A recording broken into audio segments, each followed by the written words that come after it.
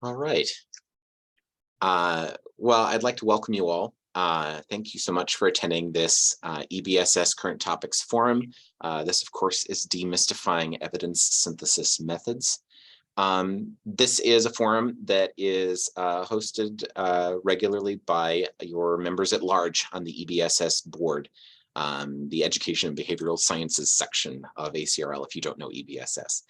So we'll briefly introduce ourselves since we're your hosts. I'm James Rosenzweig. I'm a member at large, and I am also the Education and Children's Studies Librarian at Eastern Washington University. I'm Hui-Fen Chang. I'm also the member at large of ACRL and EBSS. I am the Veterinary Medicine Librarian at Oklahoma State University. So Hui-Fen and I are just pleased that this is part of the work we do for EBSS. And today's topic on evidence synthesis methods is based on feedback we've received from folks in EBSS. So I just want to mention now that as you listen and learn today, if you realize you still have questions or if there are other topics and things that are of interest to you, just know that at the end of the presentation today, there will be a very short survey where we invite that feedback from you so that we can plan whatever's next, hopefully serving, again, just the interest of folks in the section. Our panelists in a moment will introduce themselves and talk about their work and their expertise. And I'm delighted to be here to learn also with you. As they present, if questions occur to you, we invite you to just share them in the chat. If you type your questions into the chat, Hui-Fen is going to keep track of them. And at the end, with the time allotted for Q&A at the very end, Hui-Fen will try to pose questions, especially if a question comes up multiple times, so that Scott and Amy can give us some additional information and help clarify some things or add to things that you're curious about. So again, we encourage you to make use of the chat, and you will probably see a note or two in the chat from us, again, encouraging your questions as they present. With that, I will leave it to Amy and Scott, who will present for probably about 30 to 40 minutes here, and we'll learn about evidence synthesis methods. Thank you both. I will stop sharing, or you've got it.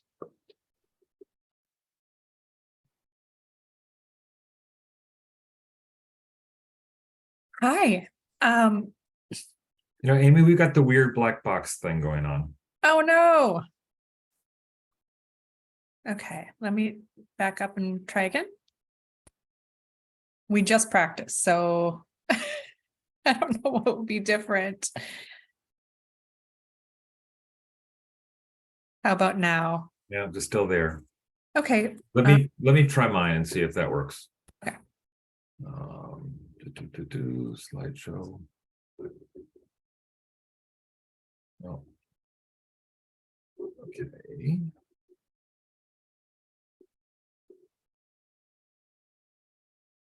That worked. That worked. Okay. So it was weird. I'm not seeing the Zoom window now, so I wonder if I can find it. Hold on.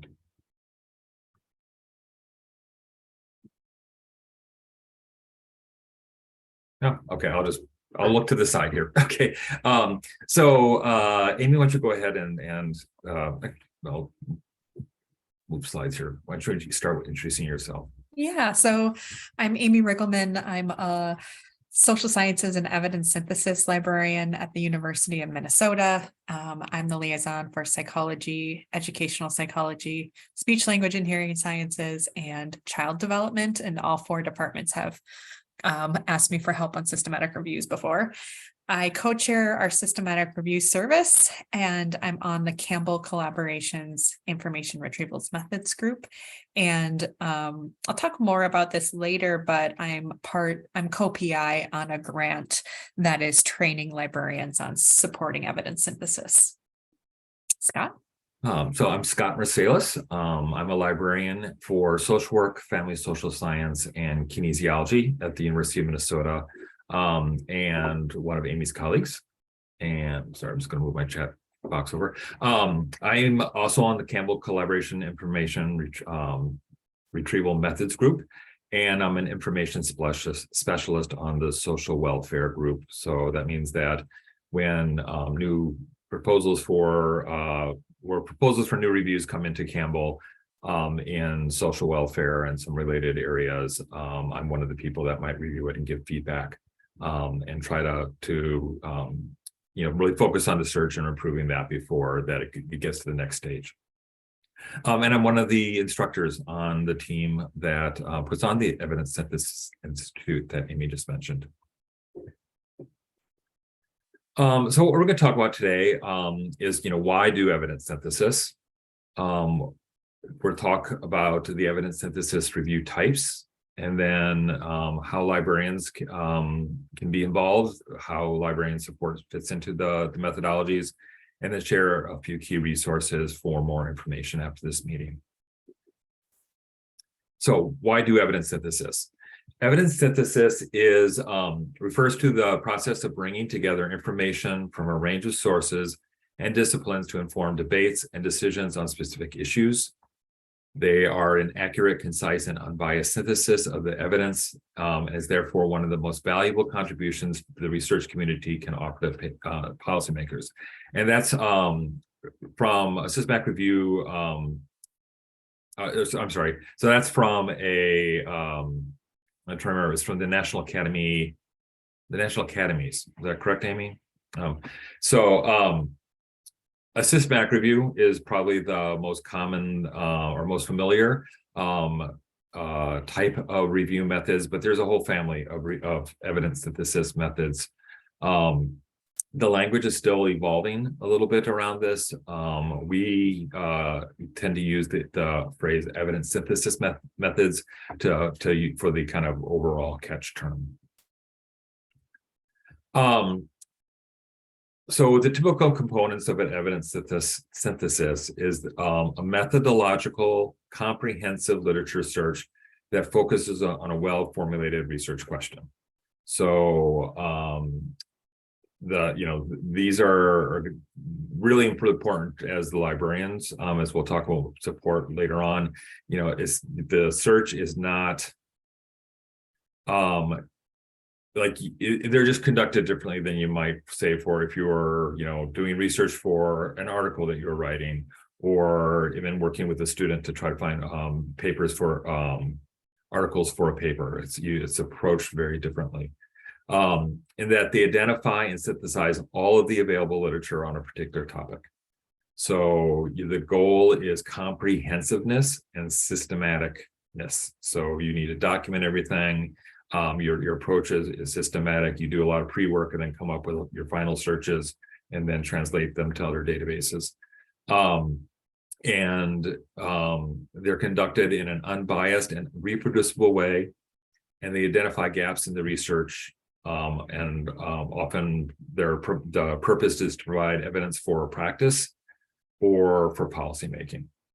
And we'll talk a little bit about this later, but the kind of core difference between searching for evidence synthesis versus a traditional narrative review is there's no cherry picking. You're trying to find all available evidence on your topic. Evidence synthesis methods or evidence synthesis publications are growing dramatically in the areas that EBSS reflects. So just looking at the last 6 years, you can see that, in PsycInfo, a quick search in PsycInfo will show, basically doubled the number of evidence synthesis publications coming out, and not quite as dramatic, but still significant in ERIC, Communications and Mass Media Complete, and in Social Services Abstracts. So when we talk about evidence synthesis reviews, you kind of think of them on a spectrum. And I want to say as a disclaimer, right at the beginning, so evidence synthesis comes out of evidence-based practice, and evidence-based practice and evidence synthesis both kind of have their roots in evidence-based medicine. And so a lot of the standard language and imagery has a positivist epistemology, right? So, there is evidence synthesis that uses qualitative frameworks And so those are called qualitative metasynthesis. And there's such a different way of operating and different types of methods that we're not even going to talk about them really today. If you're interested in those, feel free to contact me and I can give you some resources as well. So I just want to give that a disclaimer with some of the language on the slide, because I look at it and going like, oh, I don't really like that terminology. But so narrative reviews are highly subjective. They typically are looking at a broad question and they don't necessarily report how they identified the sources that were they're incorporating into their review, right? So that's your traditional literature review or bibliography. It's not, the identification of included articles or studies it's not systematic and it's not transparent and it's not reproducible. It's cherry picked. And then as you kind of go across the types of methods, you are increasingly going towards a positivist epistemology and more and more objective. You have very narrow questions, they're very specific, and the methods are clearly defined and reproducible. So, they kind of go from narrative review to scoping reviews to systematic reviews or rapid reviews. And then meta-analysis, is kind of, at least in if a positivist frame, the most, the highest level of quality. Scoping reviews, systematic reviews, rapid reviews, meta-analyses are all types of evidence synthesis. So we're going to go through this pretty quickly. We say we have resources to dive into it a little bit deeper, and we're only going over some of like the most commonly published types of reviews here. And they differ from one another, both in terms of the method used and then also what the questions being asked are. So your question will dictate the methodology that you use, and your methodology will reflect the ability to answer the questions you're asking. So a narrative review is an overview of a topic. They vary in scope and in their purpose. They might just be, the beginning of a study to kind of frame it in the existing literature. It can be the end product, and you're just trying to give an overview of an area of research. The appraisal of the included materials varies. In a sense, an annotated bibliography is a type of review. And the synthesis is qualitative, so it's not numerical. It's oral or verbal. Rapid reviews look at what is known around a policy or practice issue, and so they have a very, very practical question, and they often need to be done very, very quickly because they're addressing something that an organization usually needs to implement very quickly. The search is the scope of the search is determined by the time constraints. The appraisal is also kind of dictated by the time constraints. And again, the synthesis is qualitative in nature. Scoping reviews are description of the evidence base. So I always kind of sum them up as what is known about. And the search is usually still comprehensive, very well documented. My searches don't really tend to be different for a scoping review than systematic review or meta-analysis. I'm still being very systematic. I'm still documenting everything very clearly. I still include a PRISMA chart and my full searches in the final publication. They might be iteratively developed with the team in a way that I wouldn't necessarily with systematic review, but it's still comprehensive. The coding is different. It's usually it's often reported in charts or tables, and the synthesis is often visual. There's kind of a developing split between scoping review versus a mapping review. They have their roots in common, and so sometimes people still talk about them the same. And mapping reviews have a very visual synthesis. Systematic reviews are an in-depth synthesis to answer a specific question. It's typically a clinical question, but it's not only clinical questions. So it's looking at, what is the quality of evidence about X. The search, again, is comprehensive and documented. The coding and appraisal is in-depth, and it has a quality appraisal. So one of the defining aspects of a systematic review is there is a risk of bias assessment or a quality appraisal of the concluded studies. And then the synthesis is qualitative. So again, it's asking what is the quality of or strength of evidence that X, that this intervention or this, that this is it works. And then meta-analyses are similar, but it's a numerical synthesis of specific questions. Search is still comprehensive and documented. The coding and appraisal is in depth and numeric, and then the synthesis is quantitative. You often will see a systematic review and meta-analysis. So they'll do they might do they'll do the risk of bias appraisal, and then they'll do the meta-synthesis or meta-analysis. So scoping reviews, they identify the nature and extent of the research evidence. The search is still comprehensive.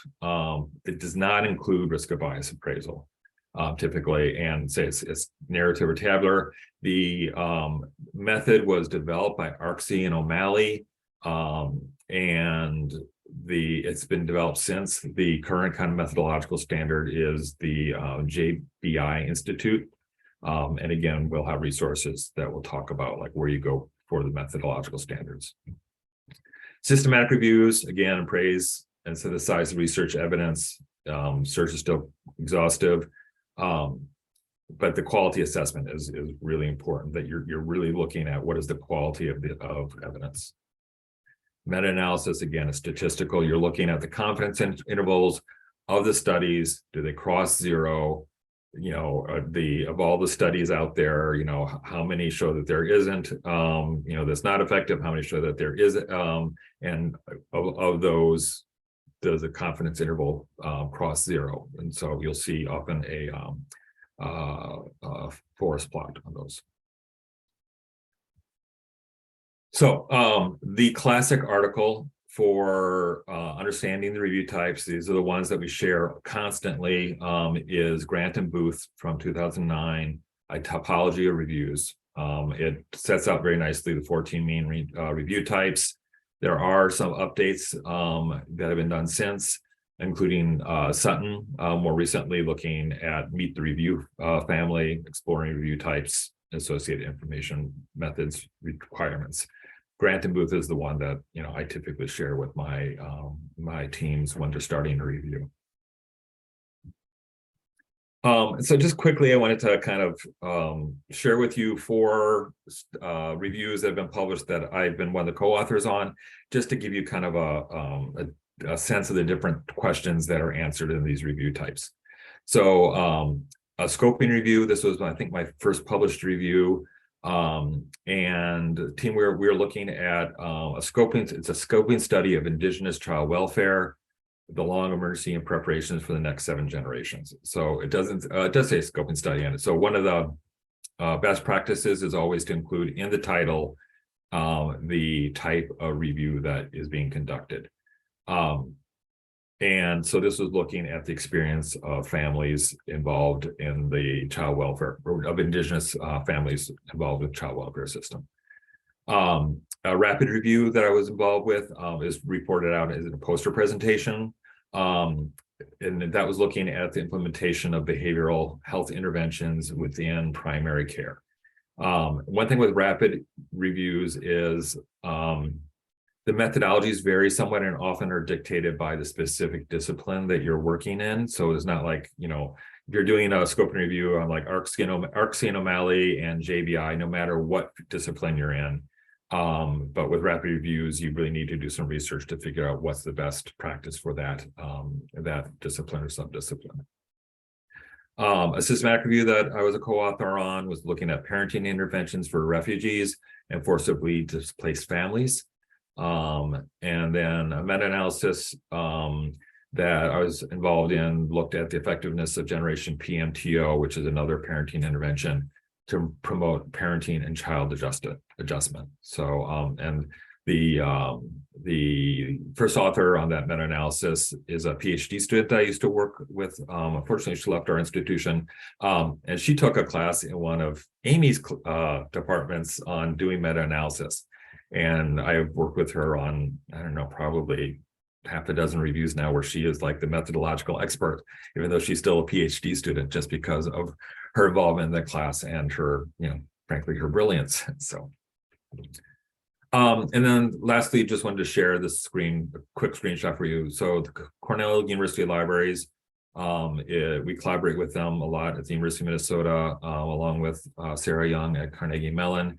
They are working on the Evidence Synthesis Institute, and they just have a nice kind of decision tree around choosing your methodology based on your time frame, your size of your team, and what questions you're answering. All right, Amy, I will click through it, so just let me know when you need to change slides. Thank you. And for those examples that Scott had a couple slides ago, where he was a co-author, highly recommend looking at how he reports on his search strategy, because he's chef's kiss really good at explaining it in a way to make it reproducible. So check that out. I'm going to build on what Scott described, but talk about a more direct role that librarians play in this work. And I thought I'd start, Scott, next slide. I forgot that I wasn't, there we go. Some folks may connect with you or email you out of the blue to work on a systematic review because they're getting guidance. So in Cochrane collaborations guidelines, there's something called MASIR. They're clear in saying that it's recommended that you should work with a librarian or information specialist. Campbell has similar language. Scott had mentioned JBI, Joanna Briggs Institute.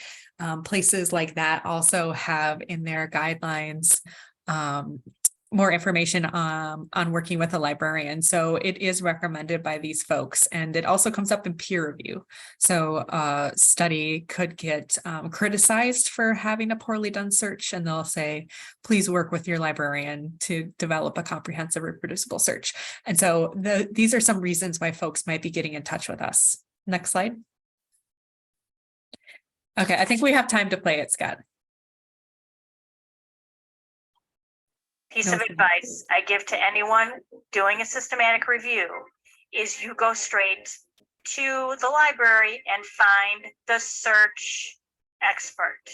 I just pause real quickly. The number one piece of advice I give to anyone. Is the sound coming through okay?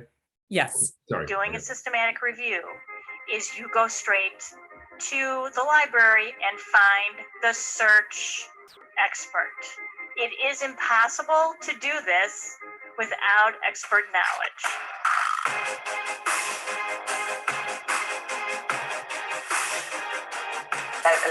Like librarians are essential for the whole process of the review development, and I think that's why we work together so much. I think I have an unusual reverence for librarians, for faculty, for like a tenure track engineering professor. I don't know, I just kind of saw the power. They know how to do this far better than I do. They're going to take my question and make it better. We can't function as scientists without the support of librarians who serve as faculty members themselves, but also as brokers between the collections in the world and the disciplines from which researchers come. Most of the reviews in the social sciences are interdisciplinary. They're going to require a search across disciplines. We're typically within our own discipline. We understand how people think and talk about a given issue, but you need someone else who can understand what are the possibilities in other disciplines. They really have this approach, which is a step-by-step, methodology that allows both myself to know what to expect, as well as my students and our other team members. And then it allows us to outline in the protocols, as well as in the various different methods that we're using, the system that we're going to use to move forward. So it sets out an outline, it creates expectations, And it allows us to get through things in a timely manner. And I think that that's really important to make us all feel like we are all contributing, as well as making the best product possible through the use of this collaborative approach. Not only do they know where the data are in both the published literature and what we call the gray unpublished literature, which is really a hard nut to crack for non-specialists. They know how to access these collections. But at Carnegie Mellon, because we have research-oriented faculty, they actually know the criteria that are important for framing questions, for developing search strategies. They know how to test the different ways in which search strings can be constructed throughout the collection and the different databases, so that we get good, comprehensive, reasonably complete yields in terms of relevant findings. Even getting to the point where we had a list of papers to choose from. So how do we search through different databases?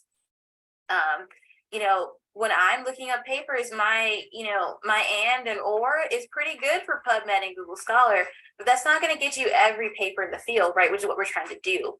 So librarians really helped with understanding how to really extensively search through databases, and not just PubMed, but Web of Science, certainly Google Scholar.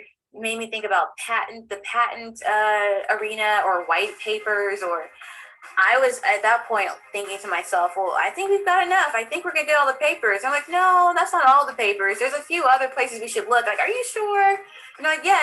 And I'm like, oh, wow, there's a lot of papers here. This is great. For systematic reviews, there's so many tiny details that you have to get in order to actually start, like just at the protocol levels. There's so many different details that you really have to have in place so that you can actually start doing the review. That I think it can be overwhelming, and the librarian can be a very key resource to try to have that sort of step-by-step process to discussion, checking all that rationale in terms of what you're doing, what's your inclusion exclusion criteria, what's your PICO, doesn't make sense. From the methods perspective, from the search strategy, designing the search strategy and all that. Librarians are privy to working on many different types of scoping and systematic reviews.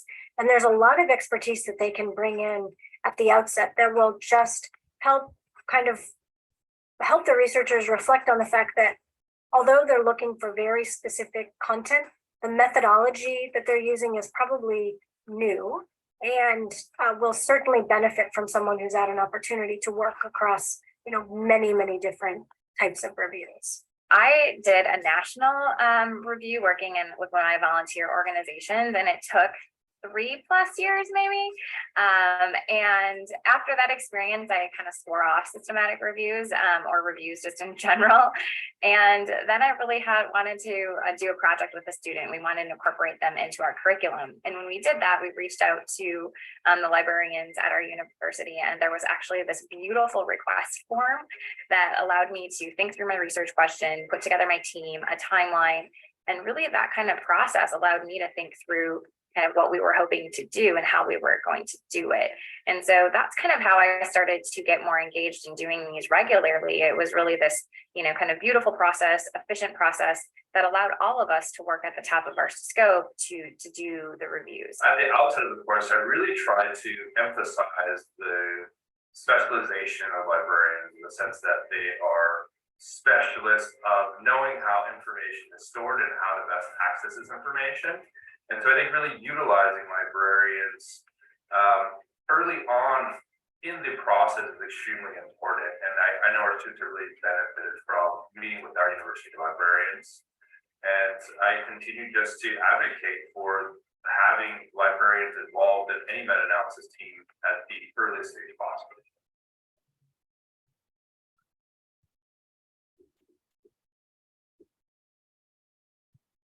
Thank you. Next slide. So the reason that we share this is, or the reason we even created the video in the first place is that I think it's helpful to hear from the faculty's perspective of using the services provided at University of Minnesota, Cornell, and Carnegie Mellon. And hear from folks who really see the value of working with librarians. And the next few slides here, we're going to be touching on some things that they mentioned and what Scott mentioned earlier. And so librarians are integrated sometimes in these reviews in these different places. And you can see the breadcrumbs above there. And one word that kept coming up in the video was protocol. So folks might not be familiar with that. A protocol is your research plan. And there's templates out there specific to the different review types. And so you know what you need to be planning to do from the front end. And I kind of have started refusing working with teams that don't want to do a protocol, which sounds kind of rude, but I need everyone to be on the same page about inclusion exclusion criteria. And I also don't like putting a lot of work into a review that doesn't go anywhere, right? So having a protocol in place is helpful if I want to know if people are serious or not. And oftentimes those are registered. So they could be registered somewhere like Open Science Framework. If there's a health outcome, there's other places you could register, such as Prospero. But during the protocol, librarians are involved in this process. Sometimes they've never heard of a protocol before, so I'm introducing them to these processes. And in the protocol, you're starting to identify where you're going to search. So in the protocol, you'll say, we plan to look in PsycInfo, ERIC, Education Source, and ProQuest dissertations and theses. And typically in the protocols that I work on, I have one search strategy fully planned. Okay, next slide. Next, very important part, the most important role that we have, I would say, in the process is actually performing the searches. Sometimes this is called information retrieval. And so in this process, the librarian would create this primary search, what was originally registered in the protocol, and then now translate it to the different databases. And so this could be spending time identifying the relevant subject headings that differ across various databases. And it could be also spending some time adjusting to the syntax. I know Scott and I have both had trouble recently using ProQuest. So kind of wrestling with these databases to try to have an effective search and to be able to export those results. Ultimately, when you run all of the database searches, those results will be combined and deduplicated. And there's tools out there that can assist with this deduplication process. Gray literature, as mentioned in the video, can be challenging to find. It is best practice to include gray literature. The belief is that the positive studies get published and some of the null and negative findings are in the gray literature. And so that's really important that you include it. And so sometimes that includes looking at like conference websites. It could be that these conference proceedings are well indexed in a special issue of a journal, but you have trouble accessing it. It really depends on the research question. And sometimes I have faculty or the research team members do some of the searching too, right? Because they're part of these associations. Maybe they have special access or know more about who in their field is researching these topics. Next slide. Okay. So appraisal process, I usually try to have nothing to do with this. Scott mentioned earlier that scoping reviews don't need to have appraisal, but systematic reviews and meta-analyses do. Rapid reviews have kind of like an appraisal light approach because you're so limited in time. But here the research team is assessing the included studies for quality. And there's usually a tool that exists, and then you run every study against the criteria of a specific tool. And so not usually, but sometimes teams are very unfamiliar with this process. And so I might direct them to past critical appraisal tools that I've used. Temple has a really nice website that I can put in the chat later, a LibGuide that has a nice list of quality appraisal tools, risk bias tools. And so sometimes we're involved in that process, and we can make recommendations about technology to use. And I'm realizing now that I skipped a very important step. So before you're critically appraising, you have to screen. So you have to perform title and abstract screening on the studies. And this is another thing that I try not to be too involved with. But when you're using tools like Covidence and Rayon, the teams are prompted to perform this screening after the studies are deduplicated. Once you have a corpus of studies that meet your inclusion criteria, that's when the appraisal happens. So apologies for somehow missing that step. Next, thanks. And then the synthesis happens. Tend to not be very involved in this process. Some of this work can be completed in these tools that we've mentioned. Covidence is particularly great for these steps, but this is when they're pulling the needed data, extracting the data from the studies in order to do their synthesis. Next slide. And then here's where it's really important that the librarian be involved, because we need to transparently report what we did.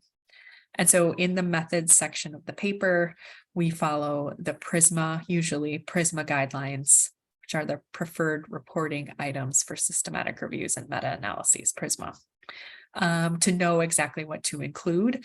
And so PRISMA is organized in the IMRAD format: introduction, methods, results, and discussion.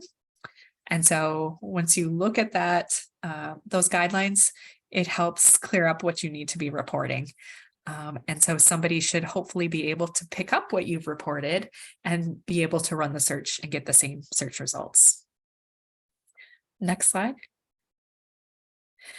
So at the University of Minnesota, we have a service, and I can't even remember when we started the service, but it's been around for a few years now. And in this service, we help teams do a lot of what I've talked about on the previous slides. Sometimes this is as simple as correcting them on what kind of review they want to do. So they may come to us and say they want to do a systematic review, but then when they're describing what it is, it's clear that they just want to do a literature review systematically, and they're not interested in doing the quality appraisal. Sometimes folks come to me thinking they're going to do a systematic review, but once I hear them talk about their question, it's clear that they just want like a breadth of evidence on a topic, not looking at a specific intervention or not looking at prevalence, in which case I suggest a scoping review. And so we can be involved in this process. We can help explain things like protocols and share information regarding best practices. Next slide. And we have 2 tiers of service. So we consult. So like graduate students are automatically in this tier because we can't do their homework for them, but we can give guidance and give feedback on their search strategies, maybe mention some databases to use. And we're trying to limit these to 4 hours. We use Airtable to track. And then the other tier is the co-authorship level, where the search is really being delegated to the librarian. They're giving us a list of, sometimes a short list of studies that they think should be included in the results. And then we are designing the search with their feedback and including it in the protocol, and then performing the search, deduplicating and writing it up in the methods section. And so this meets qualification for co-authorship. And so, of course, we want to have like feedback through the peer review process. We don't want to be surprised, like you run a search and then all of a sudden your Google Scholar alert says you're a co-author on something. No, you want to be like involved and an important part of the team. And I have found that it's led more to a peer-to-peer relationship between me and some of my faculty. Next slide. So just building on a little bit more about identifying the literature, with each question, it varies so much in terms of like which disciplines are looking at this question, and then which journals are publishing on that topic, and then where are those journals indexed. And so with each question, I'm looking at a variety of different databases. Sometimes it makes sense to look in Medline, and other times it really doesn't. And you know, I talked a little bit about gray literature. That's everywhere. Like, it's kind of a mess. And so it can be a little bit tricky. We do want to keep track of key details that we'll need to report later. And this even includes things as like nitty-gritty as the total number of search results from each database. And so you're going to keep detailed notes. I'll show on a future slide. And I think I covered everything. Next slide. This is what we mean in terms of developing a search strategy. It's typically a lot of Boolean operators and sometimes not. And if a database has a controlled vocabulary, subject headings, we're usually looking with both subject headings and search terms. So here's an example of having one concept, the mindfulness, ORed together. Lines 1 and 2 are ORed. And then the other topic, driving, how this affects our driving, 3 and 4, which are ultimately ORed together. And then those two concepts in search string 5 are ANDed together. So you're requiring every study to have both. So this is the type of thing that you would see in the appendix of a published manuscript. Next slide. And if we were to try to translate this or adjust it to a different syntax, it might look something like this. So in Web of Science, you're able to search in the titles and the abstracts by using the topic field. There isn't a great taxonomy of subject headings. And so when I'm searching in these multidisciplinary databases, I usually just do title, abstract, sometimes author keywords. And so you can kind of see how we might start to translate or adjust from database to database. Next slide. And here are these key details that you should really be tracking. It's important that we indicate not only the database name, but the platform. So folks in EBS might be aware of some folks having access to PsycInfo and Ovid, and others have access in EBSCO. And so there's a few different databases that are like that. And the syntax changes, and therefore we need to indicate the platform that we're using in order for somebody to pick up our search strategy and attempt to run it. We need to indicate the dates that we searched, because a search performed today might vary from tomorrow as soon as new journals get indexed. And then I mentioned already the number of results is needed. Next slide.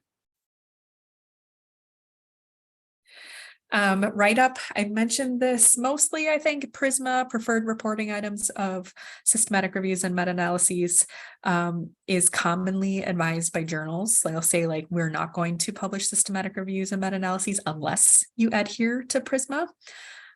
PRISMA has extensions or like spin-offs for different review types, including scoping reviews.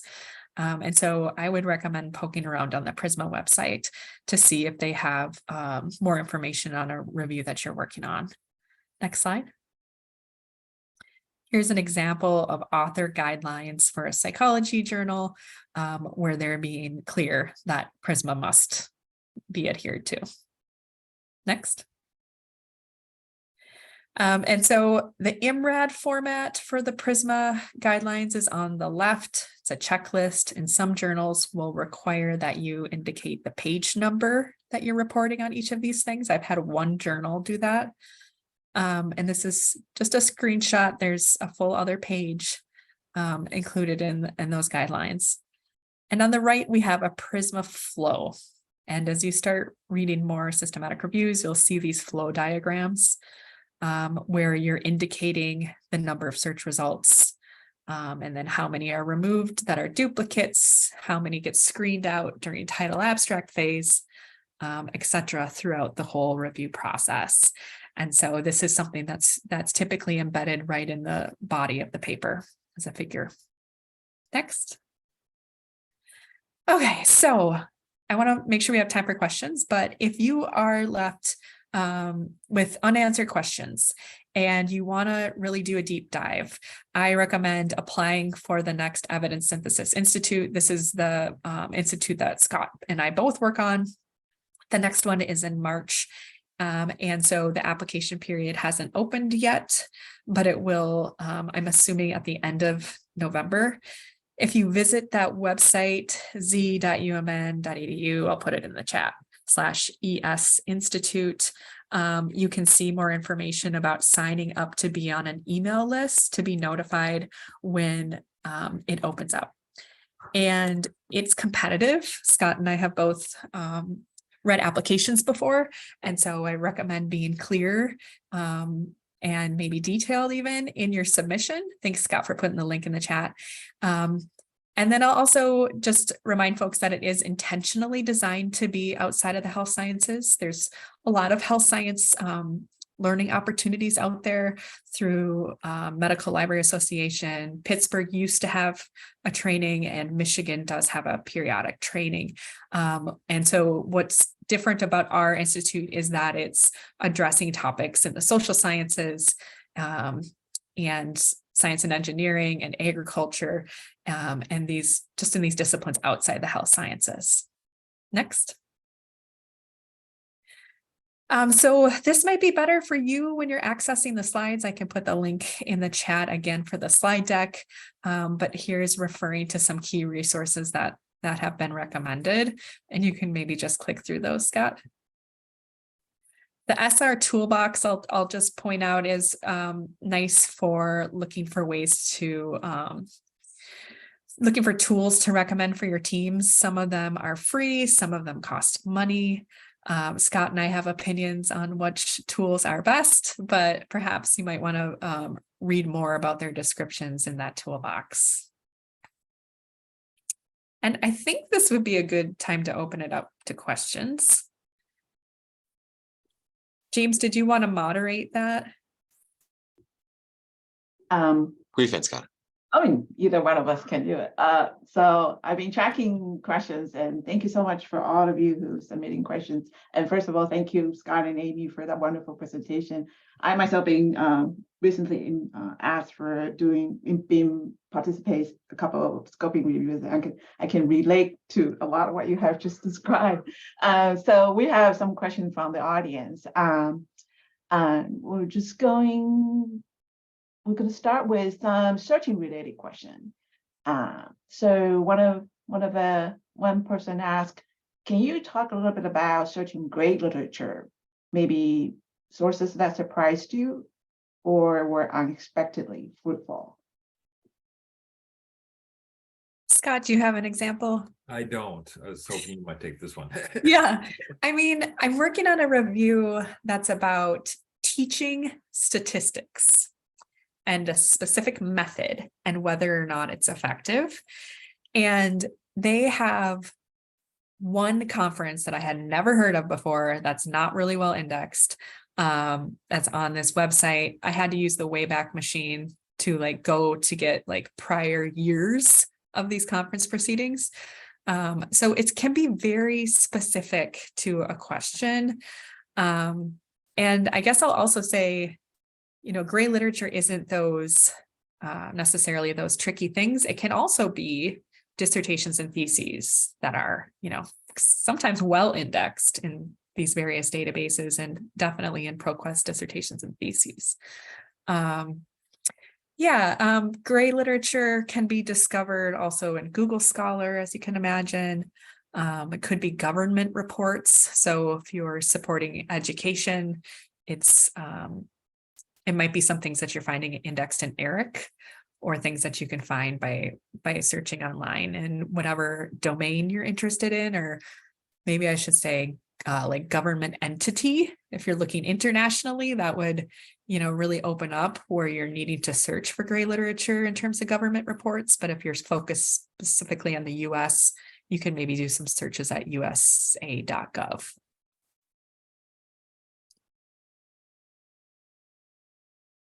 Okay, great. So we'll another question coming from the audience. You mentioned, I think I believe it's Amy, that there is ProQuest searching issue, and because you have to tailor your search strategy according to different databases supposed to. And the question would be, what was the ProQuest searching issue that you encountered? Yeah, so ProQuest limits how many items can be exported. And so you're not able to export like thousands of results like you are able to do in PsycInfo. So that's problem number one. Another problem is they do client-side deduplication. So the total number of search results might be 200, but then when you get it into your deduplication tool, the number might be like 195. And so then you're like, wait, what happened to the other 5? And now I've kind of figured that out, that it's client-side deduplication.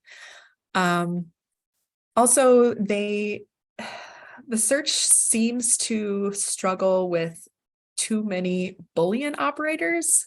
Scott, that's right? Yeah, it's Boolean operators that also, they do auto, I don't know if it's lemmatization or truncation, but they do some automatic term expansions. And if it hits too many, it stops. So like you might not get results. So like I was doing one today with youth workers, right? So if you do like youth work, it also get like youth workshops. And like, no, that's not at all what I wanted, you know, so it does some automatic stuff in the background. It has problems with some browsers and pop-ups. So like I was like, I'm only trying to export 49. That's not too many. What's the problem? Well, it was the pop-up blocker that was built into Chrome. So I had to go into Firefox, and like, it's just, you spend hours to try and get your results out. So, Yeah. And then like if you register an account through ProQuest, that might help you from getting timed out. And so I recommend doing that.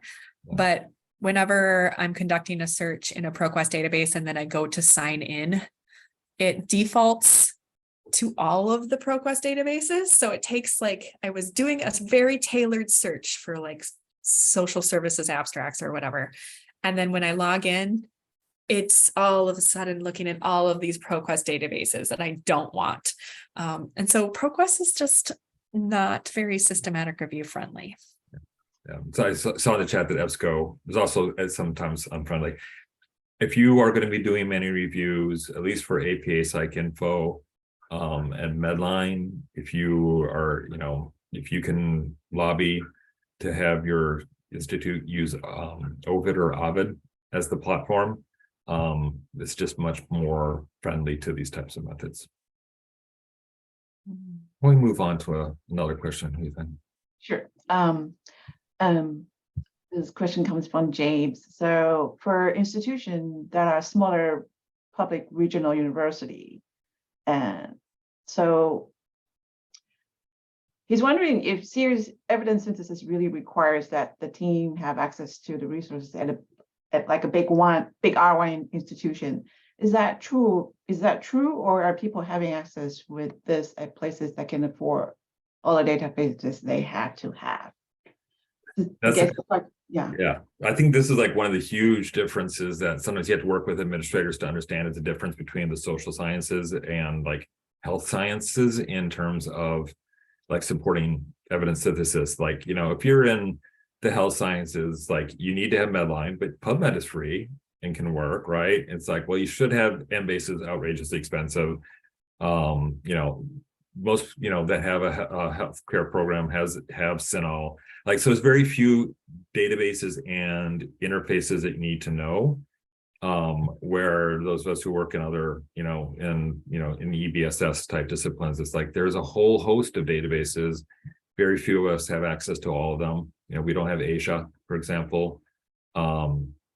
And so, yeah, so that is a question. Like sometimes it's like, yeah, you want to pair up. I think it came up later in the chat, you know, maybe pairing up with another institution, like maybe asking if your research team is open to like finding somebody at another institution. And then I might design a search and ask them to run it. Like, you know, if I know ProQuest, you know, if I'm trying to get access to Asia, for example, I might design the search and then ask somebody who has it to run it in ProQuest and send me the RIS file. Yeah, it's but yeah, yeah, there's no easy answer. You know, for me, I have to you know, one of the lead authors has to be from my institution. I've gotten just kind of trapped and it doesn't work really well to try to be a member of a team where I'm the only one from my institution. So, but yeah, you know, very frequently you'll have a multi-institution team. Thank you for that input. Also from James, Scott, you mentioned the skill of that expert student on the meta-analysis. If you're doing that kind of research, is formal education in it necessary for a team member? Are special tools or software needed to do it? Or is it all about having the analytical understanding of how to do this?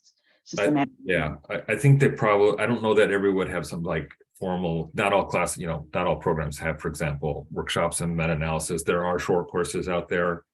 And again, this would be the researcher, not the librarian. Like as a librarian, I do not touch the stats. You know, they might, and some of the teams I worked on meta-analyses, they pulled in somebody from like a statistical consulting department at their university.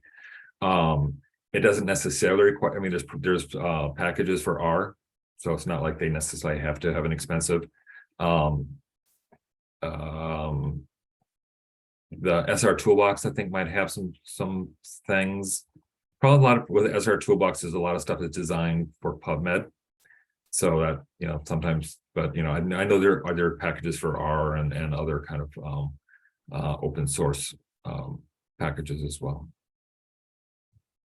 Thanks so much, Scott. I remember that from graduate methods 20 years ago. I don't remember how to do it any longer.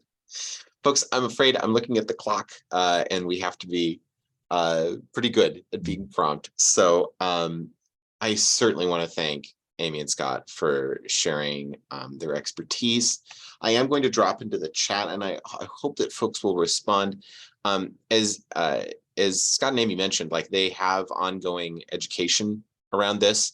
If you have additional questions that you're hoping they might be able to address at some time in the future, we're going to share your questions with them. Also know that EBSS has a program committee that's working on some plans for June around ALA annual.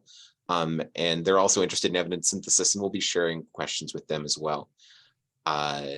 We also, on that survey, invite you to suggest other topics like this, where you're hoping to hear from experts in our field.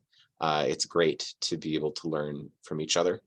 And I'm so grateful to Scott and Amy for their time, and to you all for showing up today.